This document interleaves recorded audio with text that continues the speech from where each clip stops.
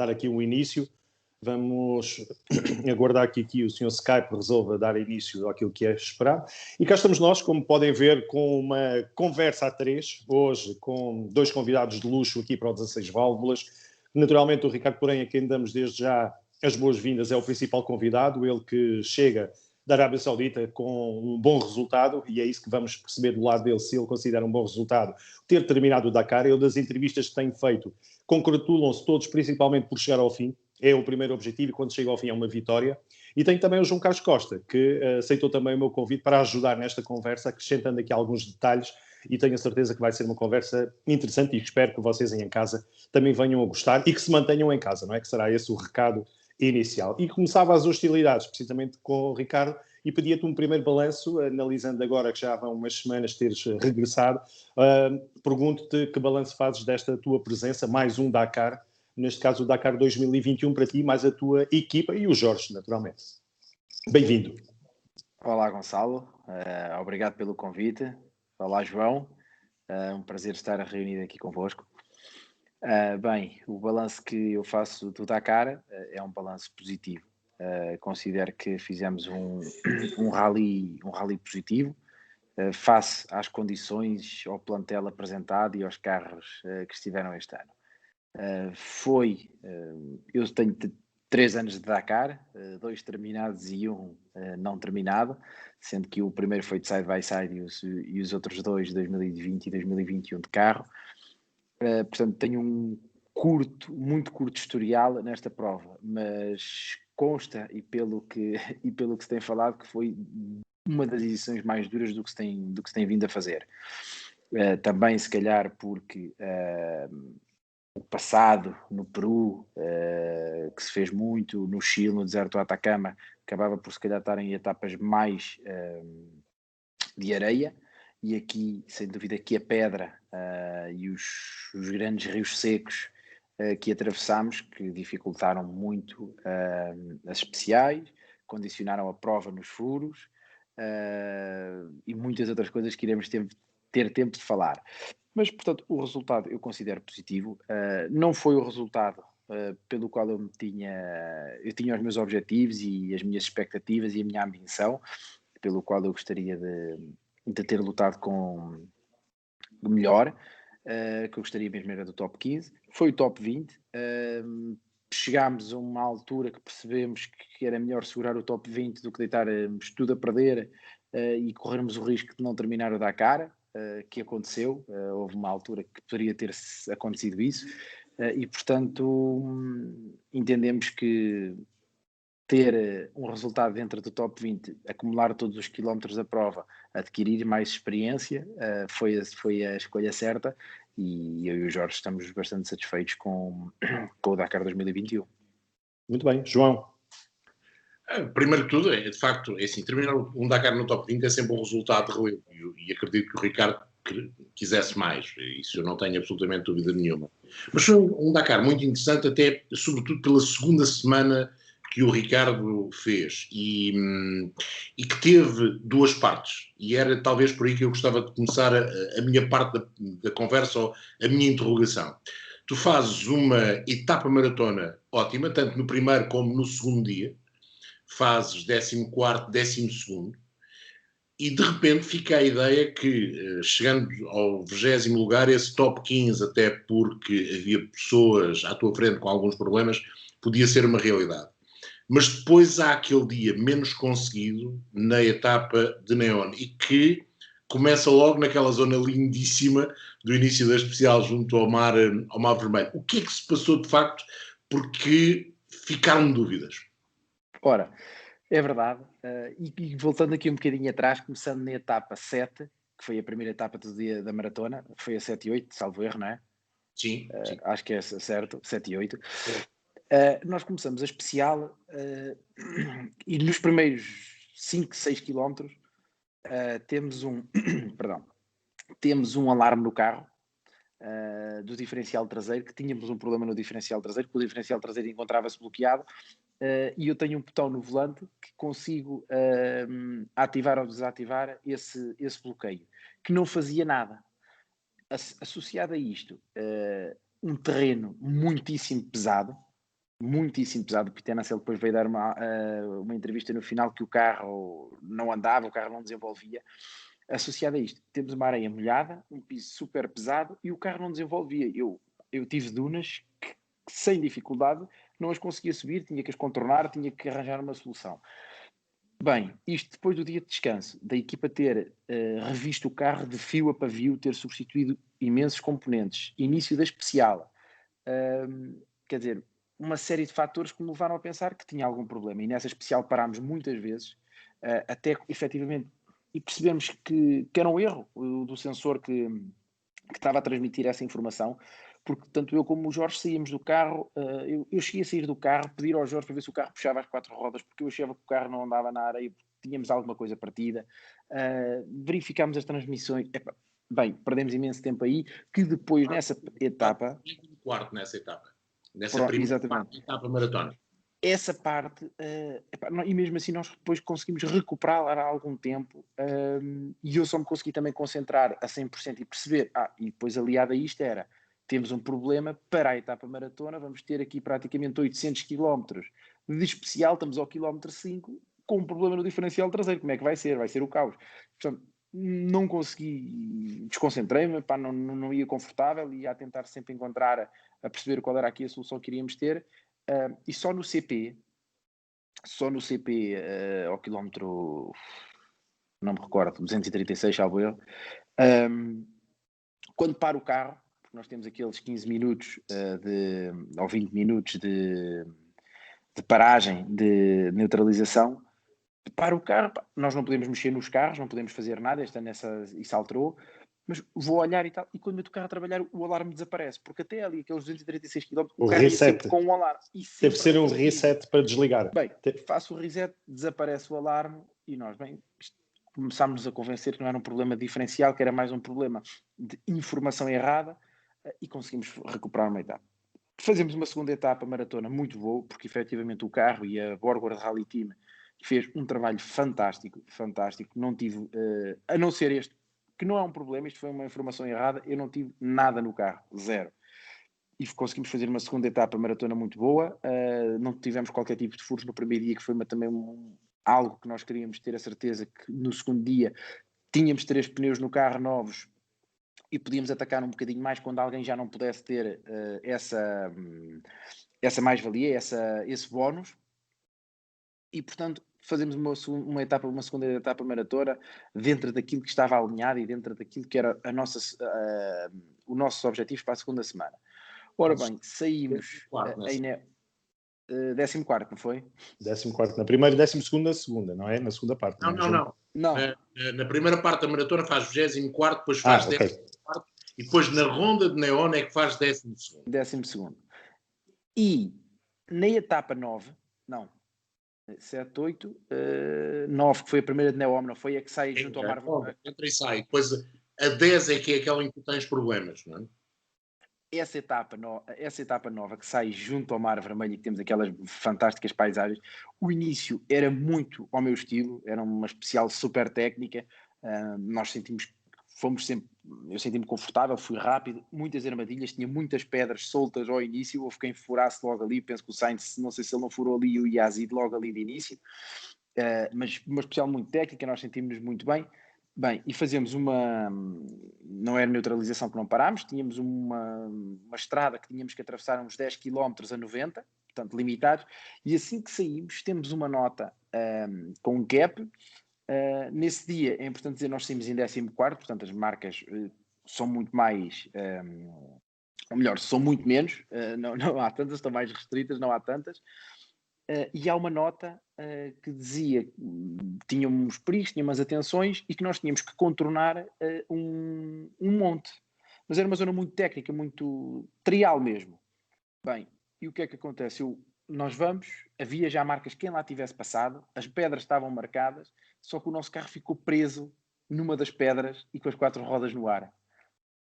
Pronto. E isso, nós acabámos por nem sair do carro, é verdade, nós não saímos do carro, com os macacos consegui tirar o carro, conseguimos, mas umas pedras e desceram umas coisas com uns 2 metros de altura, aquilo foi mesmo trial puro, mas conseguimos sair dali, só que E por sorte, e nós conseguimos fazer uma boa etapa nesse dia, porquê? Porque ninguém nos passou.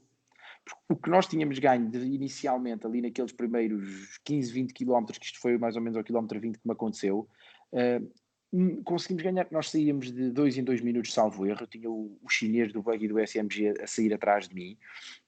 Conseguimos ganhar ali alguma vantagem para que não nos passasse. Portanto, conseguimos recuperar o tempo que ali perdemos.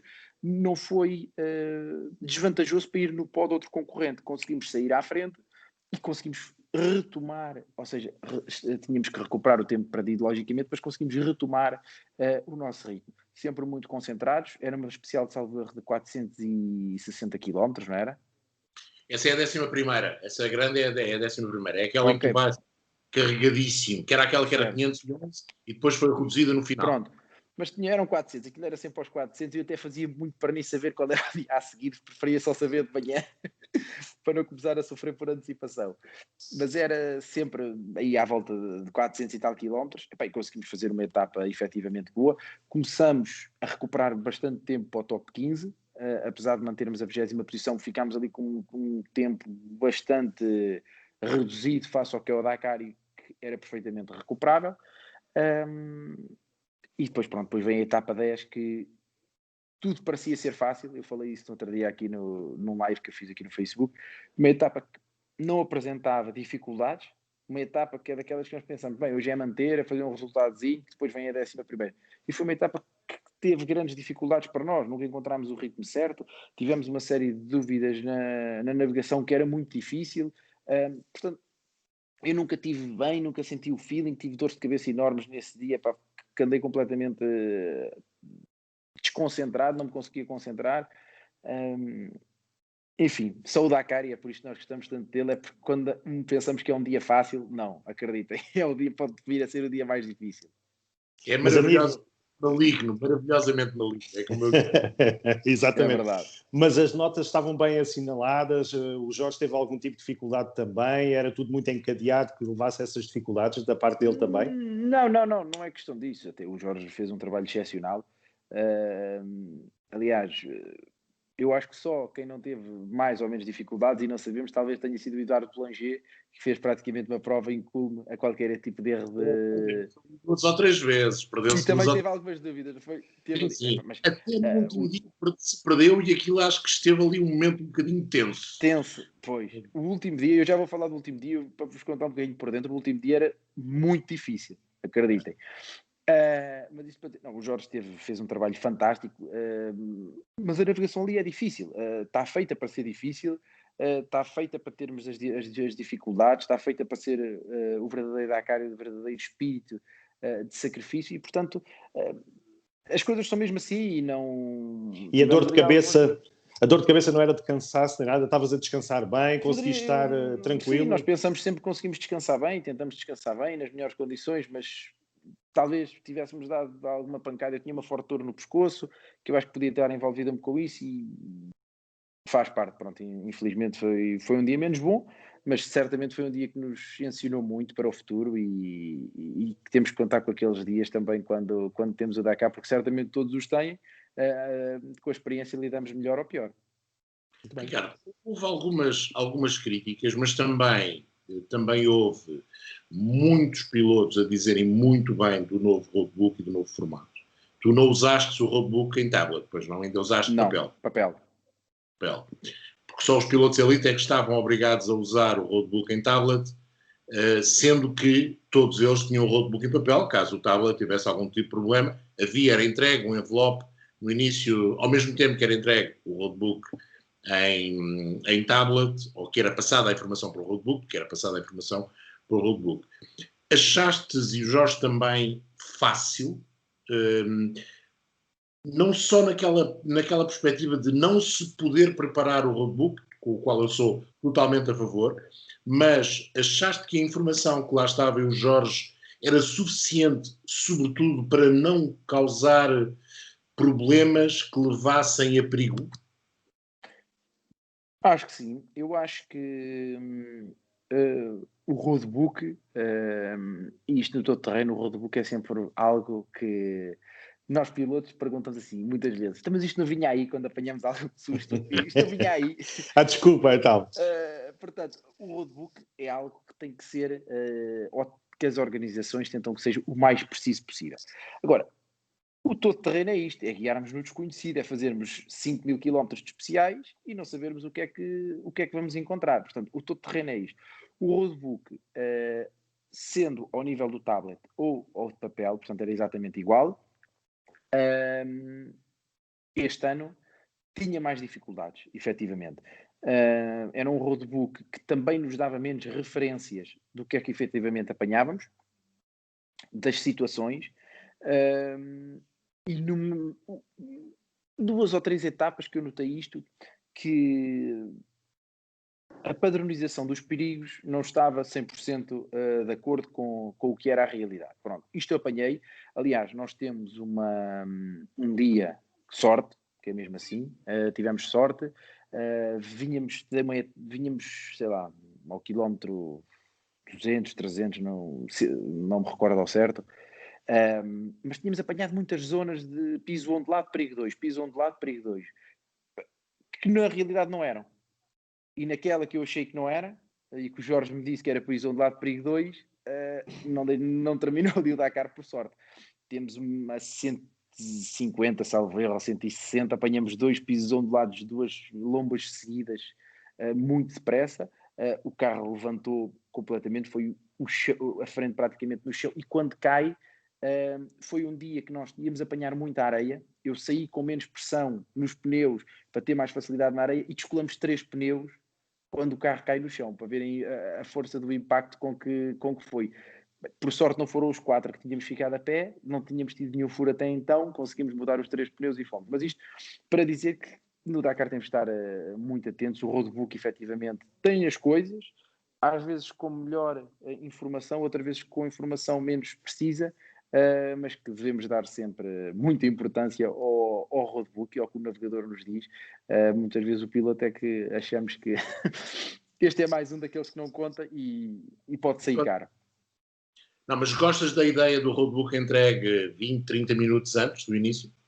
Acho que é a forma mais correta, a forma como a verdade esportiva fica mais clara e mais correta. O futuro para o ano já é todos eletrónicos. Este ano eu acredito que era por não terem, se calhar, para todos efetivamente, e tiveram que criar mesmo. A empresa, o David Casterra explicou, a empresa que estava a preparar o sistema todo não conseguiu, devido à situação do Covid-19, ter roadbooks prontos para todos. Estamos a falar aqui de carros, SSV e caminhões, para já, mas está tudo preparado para em 2022 haver roadbooks eletrónicos para toda a gente, com aquele sistema que eles usaram só nos carros de elite. E penso que é uma boa solução. Mesmo o Jorge, eu falei... Não há soluções ideais, nunca há soluções ideais, não é? E ainda bem que não há. Mas mesmo o Jorge, porque o Jorge, com o Paulo Ferreira, utilizou no Rally da Andalucia, que foi a primeira prova em que fizeram com os roadbooks eletrónicos, e o Jorge utilizou o tablet e ele gostou imenso. Aliás, ele pensava que íamos usar no Dakar. Ele gostou imenso e, portanto, vai ser o futuro. Toda a gente gostou, achou que é muito mais prático, acaba por... a informação hoje em dia, todos estamos ligados aos tablets, aos telefones, portanto já estamos ali tudo mais que familiarizado com estas tecnologias e, acima de tudo, evita os mapmans, os roadbooks de serem entregues no dia anterior, evita os mapas. Satélites de alguns rapazes mais endinheirados, satélites especiais. Ricardo, mas chegaste a perder-te no meio disso tudo ou a situação teve sempre controlada, não só com a tua visão e também com as notas que o Jorge dá, nomeadamente nas dunas, que aquilo é tudo igual, é só subir e descer? Não. Dizem.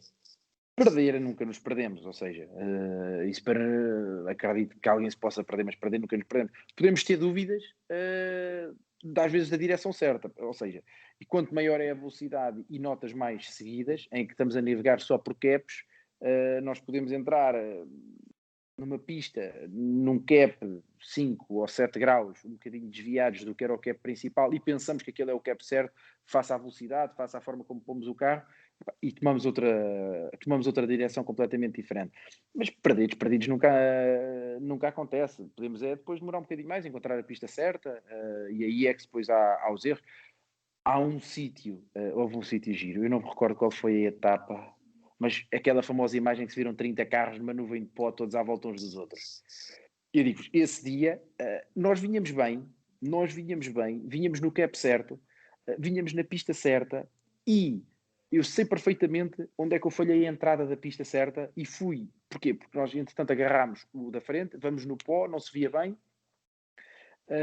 Aquilo foi logo ao início, aquilo foi para aí ao quilómetro 10, 15 km da partida, não foi mais que isso. Bem, e quando nós, eu lembro-me que faço um topozinho e quando chego ao topo só vejo um mar de carros. Uns à volta, uns tudo, era trial, uns por cima de umas montanhas, outros por baixo de uns desfiladeiros, só pó por todo lado, ninguém se orientava. Bem, a pessoa fica ali, aí é que se perde o tino de onde é que se veio. Porquê? Porque é tanto carro, é tanto pó, é tanto caminho que se faz. Aliás, vocês viram carros a baterem uns nos outros no meio do deserto.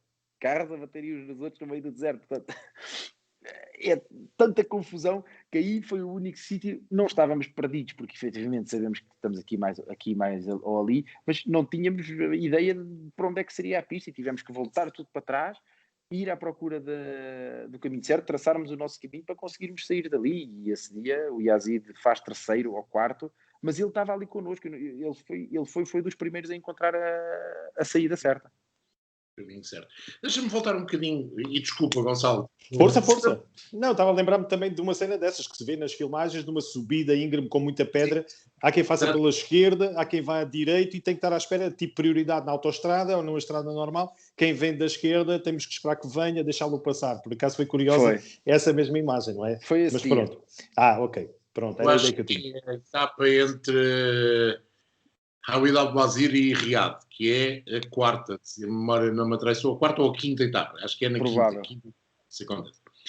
Mas deixa-me voltar um bocadinho ao roadbook e eu fui recebendo ao longo do Dakar algumas informações através de uma aplicação que eu sei que vocês também usaram e o briefing passou a ser mais ou menos importante. Com este novo... Eu considero que o briefing passou a ser mais importante. Não estou a falar só do escrito ou do presencial, pronto, mas dar atenção ao briefing passou a ser muito mais importante.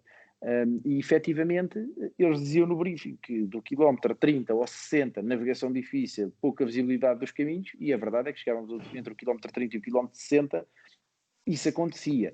A verdade é que diziam que ao quilómetro 230 havia dunas cortadas e ao quilómetro 230 havia dunas cortadas. Portanto, essa informação que o navegador tem que levar para dentro do carro já quando recebe o roadbook, é a única informação que podemos pôr no roadbook, e depois ele tem ali aqueles 15 minutos para as poder passar para as notas no roadbook efetivamente. No caso, nós usámos em papel. No caso dos tablets, não sei como é que eles estariam a fazer, provavelmente pôr algumas notas no tablet ou não sei. Um upgrade, às tantas um upgrade. O Boulanger com uma espécie de uma folha desenhada em quadrados, que deveria ser aquilo que era passado no briefing, ele desenhou aquilo em quadrados e, para ter ideia, quando chegasse ao quilómetro X ou Y, era uma nota a acrescentar, por assim dizer, uma indicação. Exatamente. A acrescentar. Então, eu estou totalmente a favor deste sistema, acho que é muito mais justo para todos. E não é só para os menos endinheirados ou menos preparados, face aos mais endinheirados ou mais preparados. Acho que, no conjunto geral, toda a gente beneficia e tivemos a demonstração disso, sobretudo nas notas, naquela primeira semana, com aquele ioiô nas classificações. Quem saía à frente, a coisa complicava-se fortemente. Não tinha hipótese. É verdade. Olha, outra coisa que também houve muitas queixas, e sobretudo no campo da Toyota, e nós sabemos que os pneus dos buggies são diferentes dos 4x4, tu achas que o Nasser tem razão, independentemente de nós sabermos que foi ele e a Toyota, ele que não quis o 4.2 da Toyota e a Toyota que quis os pneus mais pequenos quando os minis dominavam, achas que eles têm razão naquela história de dizerem que têm mais furos porque os pneus deles são mais pequenos do que os pneus dos buggies? Ora bem, e tu convém dizer. Essa questão da razão, é uma pergunta complicada. Se me perguntarem, ao contrário, que o Peter Hansel mereceu por completo ganhar o Dakar, mereceu por completo ganhar o Dakar e foi uma vitória muito merecida, muito suada, muito trabalhada que ele teve e que lutou por ela todos os dias. Não é menos verdade que o Nasser fez uma excelente corrida, lutou com tudo o que podia, teve que andar sempre de faca nos dentes todos os dias para acompanhar o ritmo dos minis e que teve mais furos. É verdade tudo isso. A verdade é que nós com os pneus pequenos estamos mais vulneráveis aos furos.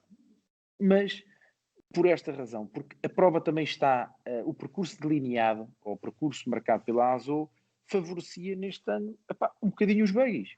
É verdade que favorecia, as zonas de muita pedra tornam-se mais complicadas para nós, por isso mesmo temos menos curso de suspensão que um buggy, o nosso carro é mais pesado que um buggy, os pneus são mais pequenos, portanto temos menos borracha no pneu, menos altura ao solo no pneu, e tudo isto conta para a probabilidade dos termos mais furos face à probabilidade dos buggies terem menos furos seja maior. Agora, que os regulamentos e que as marcas cumprem os regulamentos estabelecidos. Eu não acredito, me dizem que a ASO fez uma corrida a favorecer os buggies da X-Ride. Claro que não acredito nisso. Agora, as circunstâncias, como a pista e como a corrida se desenrolou, obviamente, se calhar, no cômputo geral, beneficiou um bocadinho os minis. Mas isso faz parte das corridas. Também nunca ninguém pensou que a X-Ride conseguisse pôr um carro tão eficiente nas dunas como mete este buggy, porque é verdade, este e não só, eu digo-vos uma coisa, os buggies todos, neste momento, estão muito rápidos nas dunas. Nós vimos os Centuri, acredito, e mais que o Serradori, que fez excelentes tempos, o Gastaldi, um brasileiro, com quem depois criámos ali uma relação interessante e que fez o navegador dele é o Lorival, que eu já conhecia de outros Dakars e que acabámos de partilhar ali algumas experiências. O brasileiro, o Gastaldi, fez uma excelente corrida. Ele teve um azar numa das etapas que captou, perdeu muito tempo e atrasou-se na classificação, mas ele fez uma excelente corrida, excelentes tempos, um estreante no Dakar que nunca tinha feito, e o carro dele demonstrou que efetivamente os buggies estão competitivos. Talvez se tenha que criar aqui um género de um BOP para equilibrar as coisas e não existir tanto isto. Se calhar defendo isso, porque estou nos 4x4. Se tivesse a guiar um buggy, se calhar dizia que os buggies deveriam de continuar neste caminho. Mas isso é sempre o que vai sempre acontecer. Agora, na minha opinião, foi uma excelente corrida em que o Nasser e o Peter Hansel fizeram um excelente rally os dois. O Sainz teve a velocidade, a navegação não teve tão bem, cometeu os erros, perdeu o tempo, destacou-se da frente da corrida, já não conseguiu entrar novamente, reentrar. E foi quem teve mais furos, estou a dizer bem, João, entre os três. Foi o de Villiers. Dos três primeiros, sim, dos três da frente. Ele queixa-se que não se aproxima mais dos gajos da frente devido aos muitos furos. Penso que o Nasser foi quem teve mais furos entre eles. Primeiro, o Nasser foi o que teve mais furos. A Toyota tem, com os 4 carros oficiais, e vamos falar dos 4 carros, 4 carros oficiais, o Nasser, o de Villiers, o Latagan e o outro carro... E do Al-Raji. Não é o Al-Raji, não. Não é o Al-Raji, João. Não é o Al-Raji. O Al-Raji é pela Overdrive. É um sul-africano que ficou atrás de mim. Fez 21º. Era o... Não me recordo. Falta-me o nome também. Que era o estreante da companhia também. Mas vamos pôr o Al-Raji, que é nitidamente mais rápido. Eles têm, ao longo das 2 semanas, das 12 etapas, 62 furos, 62 ou 64, sendo que o de Villiers tem 27. Ora, 27 em 12 dias quer dizer que teve 12 furos e meio por dia, basicamente, não é? 2 furos e meio por dia é muito furo, verdade. Mas também é verdade que há uma etapa logo no início do rally, e Nasser diz isso na entrevista no final, em que ele diz que opta por uma afinação diferente da suspensão e consegue, na segunda etapa, ele na primeira tem os problemas de sair à frente, na segunda etapa diz, eu mudei a afinação da suspensão, mudei os amortecedores e correu bem. E não furos. A partir daí, fica-me sempre a dúvida, eu não vi em lado nenhum a pergunta a ser feita ao Nasser, se ele tinha voltado à afinação anterior aos amortecedores anteriores. Naquela etapa ele referiu que tinha feito um setup e um conjunto de amortecedores diferentes. Sim. Há aqui também um dado importante. E eu penso, eu não utilizei o pneu de 2021, utilizei o pneu de 2020 com as mesmas borrachas que o de 2021. Okay? Há aqui um dado importante que muitas vezes as pessoas podem se calhar não ter o conhecimento, é que há 3 compostos de borracha que se podem utilizar. Os soft, os medium, que é os soft, que é os encarnados, os medium, que é os amarelos, e o branco, acho que é o piso mais duro. Acho que é branco. E isto faz a diferença. Isto faz a diferença, efetivamente, nos furos. E, principalmente, o pneu mais macio, o pneu vermelho, acaba por ter muito melhor tração na areia. Mas depois, nas pedras, consta. Eu não utilizei. A minha escolha, por ser uma escolha mais consensual, se calhar um bocadinho também mais conservadora, mas que também nos ajudou depois a ter bons resultados, porque eu, efetivamente, tive furos, mas não foi uma loucura de furos. Optámos todos os nossos pneus que nós utilizámos, que foi 4 pneus novos todos os dias, foi o pneu amarelo, o composto médio. O composto médio.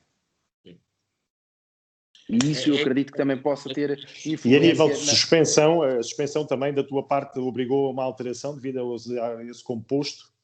Eu já levei o carro um bocadinho. Eu ano passado sofri muito com os furos, é verdade.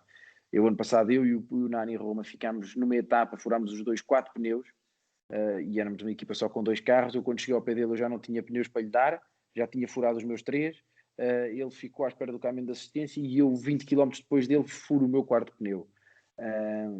E um bocadinho, isto o ditado é velho, é gato escaldado, cada água fria tem medo. E eu este ano, também a defender-me um bocadinho mais, acabei por ter uma afinação de suspensão que não me... E um estilo de condução também, eu confesso que também eu tenho um estilo de condução não tão agressivo na zona das pedras para evitar esses furos. Okay. Concordas com a limitação da velocidade máxima dos carros? E das motos, e dos caminhões, e dos SUV? Sim, eu posso dizer que os 180, e nós no nosso carro, nós alterámos face ao ano passado, o rapport de transmissão para termos uma velocidade muito mais constante junto aos 180 km/h. Eu não sei se é isso que vai fazer a diferença, quer dizer, bater a 180 em caso de acidente, que se calhar fala-se a questões de segurança, a 180 ou 190, não sei se a diferença será assim tão grande. Também não acredito que seja para nivelar o andamento entre os side-by-side e os caminhões. Portanto, acho que... eu estou a falar isto nos automóveis, atenção, não estou a dizer que nas motos a velocidade não interfere efetivamente com a parte física do que de um piloto. Isto nos automóveis. Não, confesso, não tenho uma opinião 100% formada sobre isso. Foi assim, também não são assim tantas vezes, acontece algumas vezes, mas não são assim tantas vezes em que vamos sempre no limite, portanto, da velocidade. Portanto, não me choca, confesso, não me choca, e se entendem que é para o bem da segurança, acho que é uma medida que pode ser adotada. Não sei se faz muita diferença ou não, mas acredito. Ricardo, deixa-me aproveitar também, não sei, a nível da próxima pergunta do João, porque não combinámos nada, isto é roda livre, mas estava aqui a pensar, porque há pouco fizeste essa menção em relação ao ano passado e este ano. Trabalhavas o ano passado com 2 carros, neste caso o teu e do Nani. Este ano estavas sozinho, a equipa dedicada a tempo inteiro para ti. Perguntava-te em relação a vantagens e desvantagens de seres o único carro na equipa para o trabalho no Dakar. Sim, obviamente que há vantagens e há desvantagens. É um dado importante dizer. Eu utilizei o carro este ano com que tinha sido construído de novo para o Nani Roma ano passado. Portanto, este Borgward tinha apenas um Dakar feito, era o carro com que o Nani fez. E obviamente que uma equipa com 2 carros que se podem ajudar mutuamente num resultado final, num resultado para a equipa, acaba sempre por ser mais benéfico. No entanto, eu não considero que tenha havido diferenças de um ano para o outro de mais atenção ao meu carro face ao ano passado. Isso não aconteceu, foi exatamente a mesma. O ano passado, eu volto a dizer e recordo, não tivemos a sorte da corrida, porque as corridas é preciso ter sorte. É verdade que eu tenho uma expressão que um grande amigo um dia me disse, e é verdade, e guardei para a vida, que é: a sorte apanha-me sempre a trabalhar. E é verdade que nós temos que, para termos sorte, temos que trabalhar e temos que lutar por ela. Trabalho. A sorte dá-me trabalho, exatamente, é a mesma coisa. Mas também é verdade que precisamos de sorte, e nós trabalhamos de igual forma, preparámos as coisas de igual forma, mas o ano passado não tivemos a sorte das coisas nos correrem bem. Este ano, efetivamente, o trabalho foi feito da mesma forma, do mesmo método, alterámos efetivamente o que tinha estado menos bem e identificámos para este ano, e a verdade é que tivemos uma corrida incúlma a problemas, zero problemas, uma fiabilidade incrível do Borgward, e isso eu não considero que tenha sido por ir sozinho e que ter mais atenção para mim, não. Foi exatamente o mesmo nível de profissionalismo que a Borgward Rally Team e a Weavers aplicaram no meu carro. Lógico que ter outro piloto, é como eu disse, ajuda sempre. Sabemos que, pelo menos se ele vier atrás de nós, sabemos que ele há de chegar mais cedo ou mais tarde para nos auxiliar em alguma coisa. Aliado a isto, depois também temos os T4s e os T5, como o caminhão de assistência rápida que nos pode levar a algumas coisas, que também nos dá sempre outra confiança para as etapas. Deixa-me falar de caminhões e para perguntar uma coisa. Foste passado alguma vez pelos rapazes da Kamaz na pista? Fui passado, estava parado nas dunas atascado, é verdade, mas fui passado e acreditem, eu estava a tentar tirar o carro e eu até me parei a deslumbrar com aquela maravilha que é. Eu até posso contar uma história engraçada. Nós, nos dias que saímos mais atrás, passámos-los nós a eles, face à velocidade de ponta também que temos diferente, porque acreditem, nos terrenos ou nas pistas de pedra e um bocadinho mais sinuosas, eles são muito mais rápidos que nós, porque eles traçam uma linha à direita. Levam tudo à frente. Reparem no tamanho das rodas, no tamanho dos pneus, no tamanho... altura ao solo. Nós, enquanto temos que contornar uma pedra que tenha, sei lá, meio metro de altura, eles não precisam de contornar a pedra que tenha meio metro de altura. Ou passam com ela a meio ou passam por cima dela. Portanto, os caminhões aí são muito mais rápidos que nós.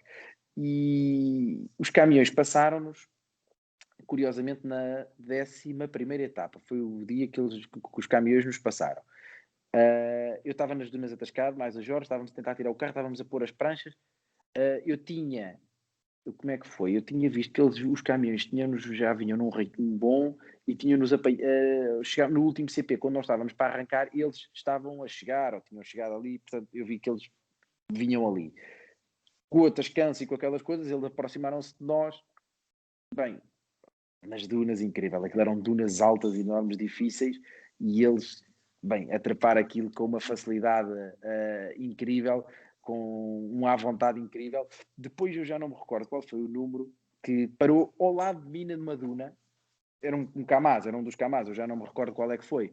Parou, não conseguiu subir a duna, não ficou atascado, mas ficou ali a 3/4 da duna. E o meu carro estava cá em baixo, porque aquilo era eu atasquei-me porquê? Porque aquilo era uma duna que tinha tipo um degrau e depois tinha outra duna. E quando nós vamos Duna com prateleira. Exatamente, uma duna com prateleira. E nós ficámos atascados e nessa zona da prateleira, que era uma areia muito mole, portanto, quando isto sucede é onde o vento não bate e não endurece a areia, e portanto a areia ficou ali muito mole naquela zona e nós ficámos imediatamente atascados. E ele também não subiu por causa disso, que a areia ficou muito mole. E ele começa a fazer marcha atrás e vem direito ao carro. E eu só tive tempo de correr na areia para a frente do caminhão para lhe dizer para aí não. Eu penso que eles têm câmaras traseiras, mas quer dizer, naquela aflição podia acontecer. Eu vou correr para a frente do caminhão, dizer-lhe para aí não, e ele muito calmamente, ali, nem parecia que estava a guiar ali 10 toneladas de material, peso, não é? peso pesado russo, a dizer-me ok, a agradecer, fez ali a manobra com jeitinho, conseguiu tirar o caminhão dele, vazou automaticamente logo os pneus para conseguir ter mais facilidade, e deu meia volta e saiu, sei lá, perdeu ali 2-3 minutos. Não te surpreende então que eles tenham ficado na classificação carros, caminhões, 8º, 13º. João, eu acredito que se eles não fossem limitados, ainda era mais. Ainda era mais. é realmente incrível, e vemos que, salvo erro, fazem 6, 7 caminhões nos top 20. Não, os 6 primeiros cabiam. Eu dou-me a sensação que o rapaz da MAS, se não faz o mesmo tempo que tu fazes, faz assim um tempo parecido. Portanto, não sei se ficava à tua frente, se ficava logo atrás. Certo. Era por ali. Podem ver, epá, é incrível, é incrível a forma, a velocidade com que eles conseguem ultrapassar as coisas e que os pilotos conseguem imprimir. Eu tenho curiosidade. Eu acho que ia-me fazer impressão, mas tenho curiosidade de fazer um Dakar. Fazer um Dakar não. Dar uma volta num caminhão daqueles, eu acho que deve ser uma sensação super interessante.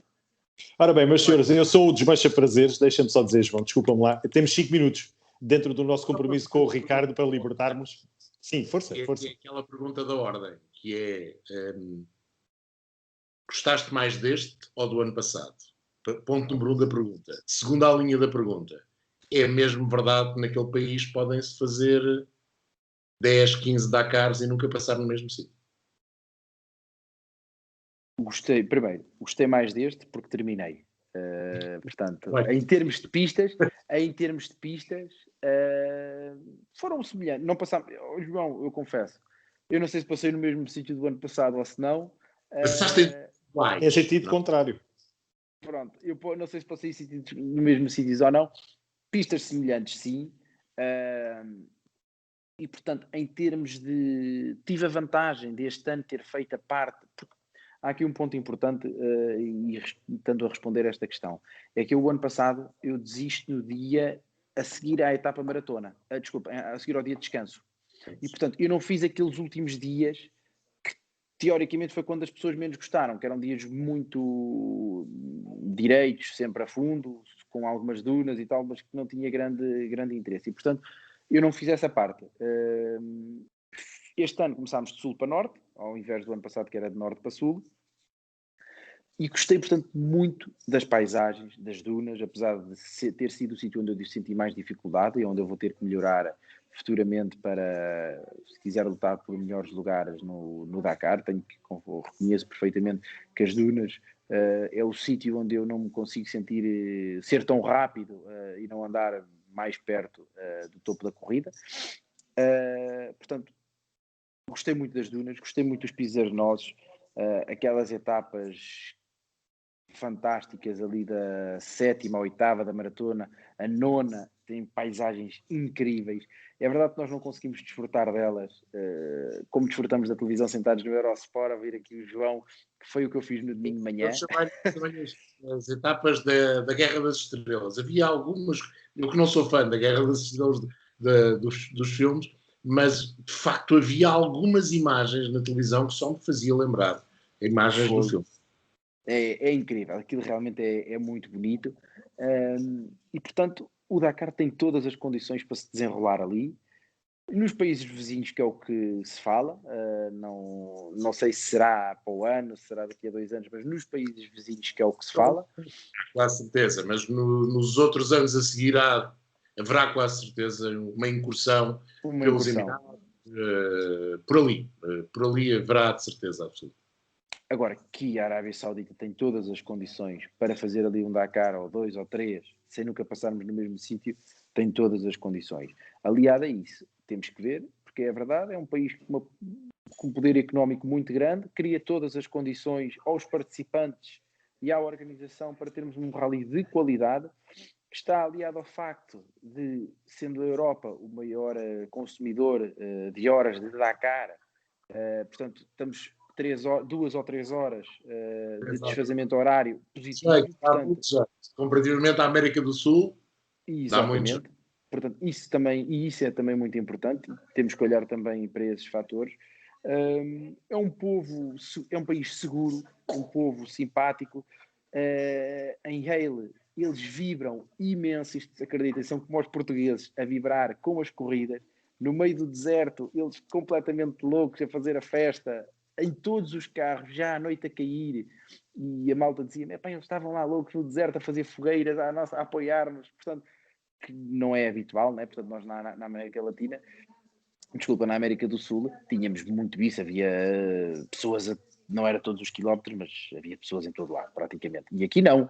Aqui... Mas sabia que era a paixão. E o Dakar veio trazer à América do Sul, sobretudo à Argentina, aquilo que eram os turismo carretera, aquelas corridas dos anos 40, 50, cidade a cidade, em estrada aberta. E o Dakar para eles, para algumas pessoas na Argentina, foi o renascer dessas corridas míticas que nos deram os Fangio e os seus companheiros da altura dos anos 50, depois chegaram à Fórmula 1. Aqui havia a surpresa, nós não sabíamos, ninguém sabia, o país era pouco conhecido.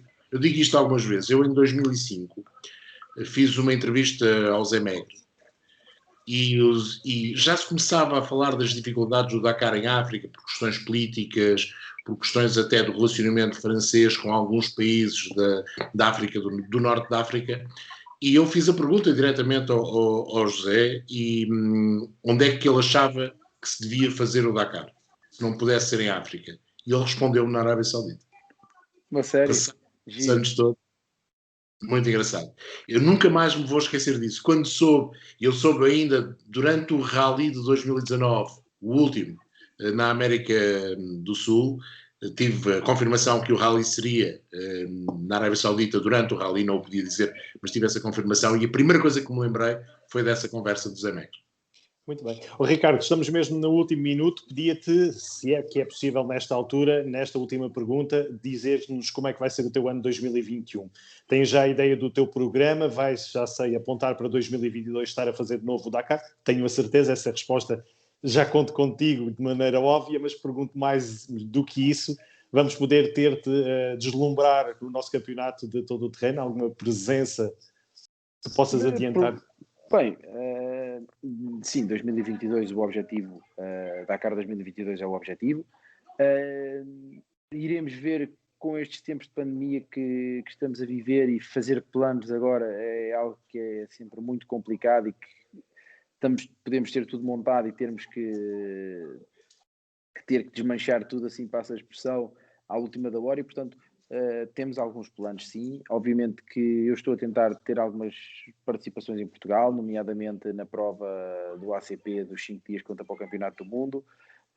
Provavelmente a Baja Porto Alegre, porque é a Baja Porto Alegre e quero tentá-la ganhar pelo menos 5 vezes e estes últimos anos não tem sido fácil. Fazer a manita. Exatamente, a coisa não tem surgido. Portanto, na Baja Porto Alegre, sim, também gostaria de estar presente.